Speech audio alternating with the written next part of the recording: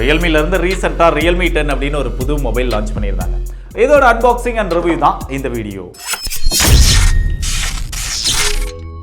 இந்த டைம் பேக்கேஜ்லயுமே கொஞ்சம் டிஃபரண்ட் காமிச்சிருக்காங்க. என்னடா டிஃபரன்ஸ் அப்படின்னு கேட்டீங்கன்னா, எப்பவுமே பிளைனா ஒரு எல்லோ கலர் கொடுத்துருப்பாங்க. இந்த டைம் கொஞ்சம் லைனா போற மாதிரி கொடுத்துருக்காங்க. 10 அப்படின்னு சொல்லி பெருசா போட்டிருக்காங்க. ஆனா மேல வந்து number 1 quality smart phone brand அப்படின்னு சொல்லி போடுவாங்க. அந்த இதை கட் பண்ணிட்டாங்க. அதுக்கு பதிலாக கீழே என்ன போட்டிருக்காங்கன்னா, மோஸ்ட் ட்ரஸ்டட் டெக்னாலஜி பிராண்ட் அப்படின்னு சொல்லி மென்ஷன் பண்ணியிருக்காங்க. எதுக்காக அந்த நம்பர் 1 தூக்குனாங்க அப்படின்னு தெரியல. எல்லாருமே போட ஆரம்பிச்சிட்டாங்க அப்படிங்கிறதுனால தூக்கிட்டாங்களான்னு தெரியல. பின்னாடி அதோட ஸ்பெக்ஸ் எல்லாமே கொடுத்துருக்காங்க. பாக்ஸ்குள்ள அப்படின்னு பார்த்தா எப்பயும் கொடுக்குற மாதிரி மொபைல் இருக்கு. TPU case, user manual, SIM ejector pin, 33 watt charging adapter, கடைசியா ஒரு டைப் சி சார்ஜிங் கேபிள் இருக்கு. அவ்வளவுதான் பாக்ஸ்க்குள்ள இருக்கு. முதல்ல மொபைலோட டிசைன் பார்க்கும்போதே நம்மள ரொம்பவே அட்ராக்ட் பண்ணுது அப்படின்னு சொல்லலாம். அந்த அளவுக்கு ஒரு சூப்பரான டிசைன் வந்து கொடுத்திருக்காங்க. பலன்னு பார்க்கறதுக்கு கிளாஸ் பேக் மாதிரியே இருந்தாலுமே இங்க பிளாஸ்டிக் பேக் தான் கொடுத்திருக்காங்க. கீழ Realme அப்படின்னு சொல்லி சின்னதா பிராண்டிங் பண்ணிருக்காங்க. இப்போ லேட்டஸ்ட் ட்ரெண்ட்ல இருக்கிற மாதிரி அந்த கேமராவுக்கு மட்டும் பம்ப் கொடுக்கிற மாதிரி இந்த டிசைன் வந்து கொடுத்திருக்காங்க. அது பக்கத்துல LED ஃபிளாஷ், அதுக்குள்ள 50 மெகாபிக்சல் AI கேமரா அப்படின்னு சின்னதா போட்டிருக்காங்க. சோ ஓவராலா இந்த டிசைன் வந்து என்ன ரொம்பவே அட்ராக்ட் பண்ணுது. பார்த்த உடனே எனக்கு ரொம்ப பிடிச்சிருச்சு. அது போக இந்த மொபைலோட வெயிட்மே 178 கிராம் தான் இருக்கு. 7.95 mm தான் திக்னஸும் கொடுத்திருக்காங்க. ரொம்பவே வெயிட்லெஸ்ஸாவும் டிசைன் பண்ணிருக்காங்க. கையில யூஸ் பண்றதுக்கும் நல்லா இருக்குது. இந்த மொபைல்ல பெர்ஃபார்மன்ஸ் அப்படின்னு பார்க்கும்போது இங்க MediaTek Helio G99 அப்படிங்கிற ஒரு ப்ராசஸர் வந்து கொடுத்திருக்காங்க. போன வருஷம் வந்த ப்ராசஸர்.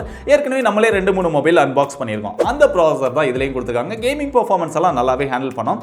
இந்த மொபைலையும் நல்லாவே ஹேண்டில் பண்ணுது. ஹையர் எண்ட் கேம்ஸ் எல்லாமே லோ கிராபிக்ஸ்ல நல்லாவே விளையாண்டுக்க முடியுது. பெருசா லாகோ இஷ்யூவோ எதுவுமே இல்ல. ஹெவியா நீங்க விளையாண்டீங்கனாலுமே இங்க ஹீட்டிங் இஷ்யூ அப்படிங்கிறதும் பெருசா தெரியல. ஒரு லோ லிட்டில் பிட் வார்ம் தான் இருக்கு. சோ ஓவராலா பெர்ஃபார்மன்ஸ் வந்து நல்லா இருக்குது. இதோட ஆண்ட்ராய்டு ஸ்கோர் அப்படின்னு பார்த்தாலுமே இது 3,62,000 வருது. அதனால பெர்ஃபார்மன்ஸ் பத்தி பெருசா குறை சொல்ற அளவுக்கு இல்ல. ஆனா இங்க குறை சொல்ற அளவுக்கு இன்னொரு விஷயம் இருக்கு. இது ஒரு 4G ப்ராசஸர், இது ஒரு 4G மொபைல். சோ இப்போ கூட இவ்ளோ பிரைஸ் செக்மென்ட்க்கு 4G ப்ராசஸர்ல ஒரு 4G மொபைல் தேவையா? டிஸ்ப்ளேக்கு வந்தா இங்க 6.4 இன்ச்ல Full HD Plus AMOLED display கொடுத்திருக்காங்க. அதுவும் 90 Hz ரெஃப்ரெஷ் ரேட்டோட பீக் பிரைட்னஸா 1000 nits வந்து கொடுத்திருக்காங்க. அவுட்டோர்ல நல்ல சன்லைட்ல யூஸ் பண்ணா கூட டிஸ்ப்ளே வந்து நல்ல பிரைட்டரான டிஸ்ப்ளேவா இருக்கு. AMOLED டிஸ்ப்ளே அப்படிங்கறனால அந்த கலர்ஸ், வியூவிங் எக்ஸ்பீரியன்ஸ் எல்லாமே சூப்பரா இருக்கு. டச் ரெஸ்பான்ஸும் ரொம்பவே நல்லா இருக்கு. ஓவராலா டிஸ்ப்ளே எக்ஸ்பீரியன்ஸ் வந்து ரொம்பவே சூப்பரா பண்ணிருக்காங்க. அது போக இது ஒரு பஞ்ச் ஹோல் டிஸ்ப்ளே. லெஃப்ட்ல வந்து பஞ்ச் ஹோல் கொடுத்திருக்காங்க. இந்த டிஸ்ப்ளேக்கு ப்ரொடக்ஷனா கார்னிங் ஒரு கிளாஸ் 5 ப்ரொடக்ஷன் கொடுத்திருக்காங்க. பொதுவா Realme வந்து அதிகபட்சமா கார்னிங் ஒரு கிளாஸ் 3 ப்ரொடக்ஷன் தான் இந்த பிரைஸ் செக்மென்ட்லாம் கொடுப்பாங்க. இல்ல அதுவும் கொடுக்க மாட்டாங்க. பட் இதுல 5 கொடுத்தது ஒரு நல்ல விஷயம் அப்படின்னு சொல்லலாம். அது மட்டும் இல்லாம இதுக்கு ஸ்கிரீன் ப்ரொடக்டரும் ஒட்டியே கொடுத்திருக்காங்க. மத்தபடி இந்த ஃப்ரேம், ரியர் இதெல்லாமே பிளாஸ்டிக் தான். பட் டிஸ்ப்ளேக்கு மட்டும் Gorilla Glass ப்ரொடக்ஷன் வருது. இந்த மொபைலோட வெயிட் 178 கிராம் தான் இருந்தாலுமே இதோட பேட்டரி அப்படின்னு பார்த்தா 5000 mAh கொடுத்திருக்காங்க. அது போக 33 வாட் சார்ஜிங் அடாப்டர் கொடுத்திருக்காங்க. அதை இன்னும் கொஞ்சம் பெட்டரா ட்ரை பண்ணி இருந்திருக்கலாம். ஒரு 44 வாட் அந்த மாதிரி கொடுத்திருந்தாங்க அப்படினா இன்னும் நல்லா இருந்திருக்கும். பட் 33 வாட் ஓரளவு ஓகே அப்படின்னு சொல்லலாம். அதை யூஸ் பண்ணி சார்ஜ் பண்ணும்போது 1 மணி நேரத்துக்கு மேல டைம் ஆகுது. நீங்க half an hourல 50% வந்து சார்ஜ் பண்ணிக்கலாம் அப்படின்னு சொல்லி பிராண்ட் வந்து கிளைம் பண்றாங்க. பேட்டரியோட பெர்ஃபார்மன்ஸ் அப்படின்னு பார்த்தா ரொம்பவே சூப்பரா இருக்கு. இங்க 90 Hz ல யூஸ் பண்ணாலுமே பேட்டரி பெருசா ட்ரைன் ஆகல. நீங்க ஹெவியா யூஸ் பண்ணா கூட உங்களுக்கு ஒரு நாளைக்கு பேட்டரி லைஃப் தாராளமா வரும். இதோட கேமராஸ் அப்படின்னு பார்த்தா ரியர்ல டுயல் கேமரா செட்டப் கொடுத்திருக்காங்க. பிரைமரி சென்சாரா 50 மெகாபிக்சல் கொடுத்திருக்காங்க. அதுக்கு அப்புறமா ஒரு 2 மெகாபிக்சல்ல பிளாக் அண்ட் ஒயிட் சென்சார் அப்படின்னு சொல்லி பிராண்ட் வந்து சொல்றாங்க. ஆனா இங்க அல்ட்ரா வைட் ஆங்கிள் சென்சார்லாம் கிடையாது. இந்த ரியர் கேமராவோட பெர்ஃபார்மன்ஸ் அப்படின்னு பார்த்தா அவுட்டோர்ல நல்ல சன்லைட்ல நல்ல குவாலிட்டியான போட்டோஸ் எடுத்துக்க முடியுது. டீடைல்ஸ் இதெல்லாம் ஓரளவு ஓகேவா இருக்கு. இது போக அந்த கான்ட்ராஸ்டா இருக்கட்டும், அந்த டைனமிக் ரேஞ்ச் இதெல்லாமே நல்லா இருக்குது. சோ ஓவராலா போட்டோஸ் வந்து ஓகேவா இருக்குது. அதே நேரத்துல இங்க வீடியோஸ் அப்படின்னு பார்த்தோம்னா ரியர்ல மேக்ஸிமமா 1080 60 fps ல தான் நம்மளால வீடியோஸ் வந்து ஷூட் பண்ணிக்க முடியும். 4K ல எல்லாம் வீடியோஸ் வந்து எடுக்க முடியாது. அது வந்து ஒரு பெரிய குறையா இருக்குது. இங்க செல்ஃபி கேமரா அப்படின்னு பார்த்தா இங்க 16 மெகாபிக்சல் செல்ஃபி கேமரா கொடுத்திருக்காங்க. செல்ஃபியோட பெர்ஃபார்மன்ஸ் அப்படின்னு பார்த்தா அவுட்டோர்ல நல்ல லைட்டிங்ல எடுத்தீங்கன்னா கூட ஓரளவு டீசென்ட்டா தான் எடுக்க முடியுது. அதுவும் அந்த ஷார்ப்னஸ், டீடைல் இதெல்லாமே பெரிய அளவுல இல்ல அப்படின்னு சொல்லலாம்.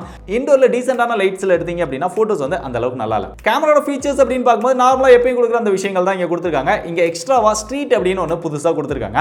அதை யூஸ் பண்ணி எடுக்கும்போது உங்களுக்கு ராலையும் போட்டோஸ் எடுத்துக்க முடியும். அது JPEG வேணுமா இல்ல ரால வேணுமா அப்படிங்கறத நீங்க சூஸ் பண்ணிக்க முடியும். அது போக எக்கச்சக்கமான நிறைய ஃபில்டர்ஸ் கொடுத்திருக்காங்க. அதை யூஸ் பண்ணியும் நம்ம டிஃபரண்டா நல்ல ஸ்டைல்ல நல்ல கலர்ஸ்ல நம்மளால எடுத்துக்க முடியுது. ஓவராலா அந்த ரியர் கேமராவோட பெர்ஃபார்மன்ஸ் வந்து நல்லா இருக்குது. பட் செல்ஃபி கேமரா ஆவரேஜ் தான். சோ இது வரைக்கும் பார்த்த விஷயங்கள்லாம் ஓரளவு ஓகேவா இருக்கு. பட் இங்க சாஃப்ட்வேர் அப்படின்னு பார்க்கும்போது இங்க out of the box Android 12 ஓட கொடுத்துட்டாங்க. Android 13 கொடுக்கல. அது போக Realme UI 3.0 கொடுத்திருக்காங்க. இவங்களோட Pro Plusல வந்து 13 கொடுத்திருக்காங்க. பட் இந்த மொபைல்ல Android 12 தான் கொடுப்போம் அப்படின்னு சொல்லிட்டாங்க.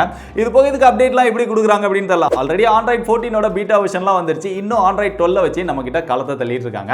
இது போக ப்ளூடூத் அப்படின்னு பார்த்தாலுமே எக்கச்சக்கமான நிறைய ப்ளூடூத் இருக்கு. ஆட்ஸ் அப்படின்னு பார்த்தாலுமே அந்த கிளான்ஸோட ஆட்ஸ் போடுறாங்க. அதை ஆஃப் பண்ணிக்கலாம்.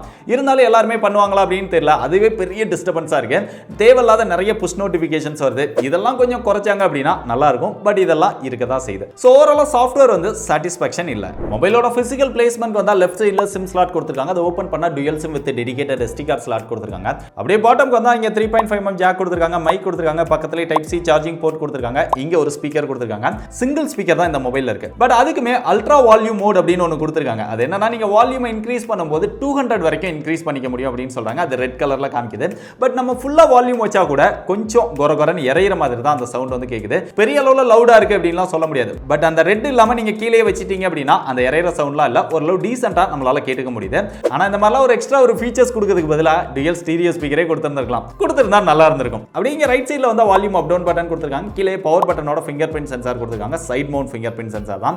AMOLED டிஸ்ப்ளேவா இருந்தாலுமே under display fingerprint sensor கொடுக்கல. ஆனா ஃபிங்கர் பிரிண்ட் சென்சாரோட பெர்ஃபார்மன்ஸ் வந்து நல்லா இருக்கு. அப்படியே டாப்க்கு வந்தா இங்க செகண்டரி நாய்ஸ் கேன்சலேஷன் மைக் கொடுத்திருக்காங்க. பொதுவா Realme வந்து இந்த பிரைஸ் செக்மென்ட்க்கு இதெல்லாம் ஸ்கிப் பண்ணிடுவாங்க. பட் இந்த மொபைல்ல கொடுத்திருக்காங்க. சோ கடைசி அந்த மொபைலோட பிரைஸ் அப்படின்னு பார்த்தா இதுல மொத்தம் ரெண்டு வேரியன்ட் வந்து லான்ச் பண்ணிருக்காங்க. 4+64 8+128. 4+64 14000 ரூபாய் பிரைஸ் செக்மென்ட்க்கு சேல் பண்றாங்க. 8+128 17000 ரூபாய் பிரைஸ் செக்மென்ட்க்கு சேல் பண்றாங்க. நடுவுல ஒரு 6+128 அப்படின்னு சொல்லி ஒரு 15000 ரூபாய் இல்ல 15500 ரூபாய் அப்படின்னு வச்சிருந்தா நிறைய பேர் வந்து அதை வாங்குறதுக்கு வாய்ப்பா இருந்திருக்கும். 8GB ராம்லாம் இந்த மொபைலுக்கு தேவையில்லை அப்படிங்கறதா என்னோட ஒபினியன். இருந்தாலும் நிறைய பேர் நான் வாங்கினா 8GB ராம் தான் வாங்குவேன் அப்படின்னு சொல்லி இருப்பாங்க. சோ அந்த மாதிரி இருக்கிறவங்கள ஒண்ணும் பண்ண முடியாது. சோ இப்போ இதை வாங்கலாமா வேண்டாமா அப்படின்னு பார்க்கிறதுக்கு முன்னாடி Realme 8 அப்படின்னு சொல்லி கொஞ்ச காலத்துக்கு முன்னாடி ஒரு மொபைல் போன் வந்து இவங்களே லான்ச் பண்ணியிருந்தாங்க.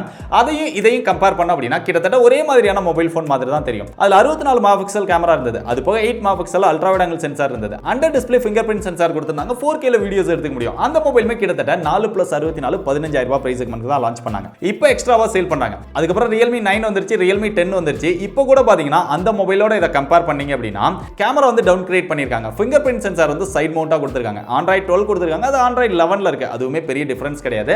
ப்ராசஸருமே அது G95 இருந்தது, இங்க G99 கொடுத்திருக்காங்க. ரெண்டுக்குமே பெரிய டிஃபரன்ஸ் கிடையாது. சோ ஓவராலா இந்த மொபைல் வந்து ஒரு டவுன் கிரேட் தான் பண்ணிருக்காங்க. இதையுமே 15000 ரூபாய் பிரைஸ் செக்மென்ட்க்கு லான்ச் பண்ணி 14000 ரூபாய்க்கு சேல் பண்ணிட்டு இருக்காங்க. எப்போதான்டா அப்கிரேட் பண்ணுவீங்க? இப்போ இத வாங்கலாமா வேண்டாமா அப்படின்னு கேட்டீங்கன்னா ஒரு நல்ல பெர்ஃபார்மன்ஸ் இருக்கக்கூடிய ப்ராசஸர் கொடுத்திருக்காங்க. ஆனா 4G மொபைல். டிஸ்ப்ளேயோட எக்ஸ்பீரியன்ஸ் நல்லா இருக்கு. பேட்டரி வந்து நல்லா இருக்கு. கேமரா ஓரளவு டீசென்ட்டா இருக்கு. சாஃப்ட்வேர் வந்து அவுட்டேட்டடா இருக்கு. இங்க ஸ்பீக்கருமே சிங்கிள் ஸ்பீக்கர் தான் கொடுத்திருக்காங்க. அல்ட்ரா வைட் ஆங்கிள் சென்சார் வந்து கொடுக்கல. பட் Gorilla Glass 5 ப்ரொடெக்ஷன் கொடுத்திருக்காங்க. சோ இப்போ நான் சொன்ன விஷயங்கள்லாம் உங்களுக்கு ஓகேவா இருந்து 14000 ரூபாய் பிரைஸ் செக்மென்ட்க்கு இந்த மொபைல் ஒர்த்னு நினைச்சீங்கன்னா தாராளமா ட்ரை பண்ணி பாருங்க. பெஸ்ட் பை லிங்க் டிஸ்கிரிப்ஷன்ல இருக்கு.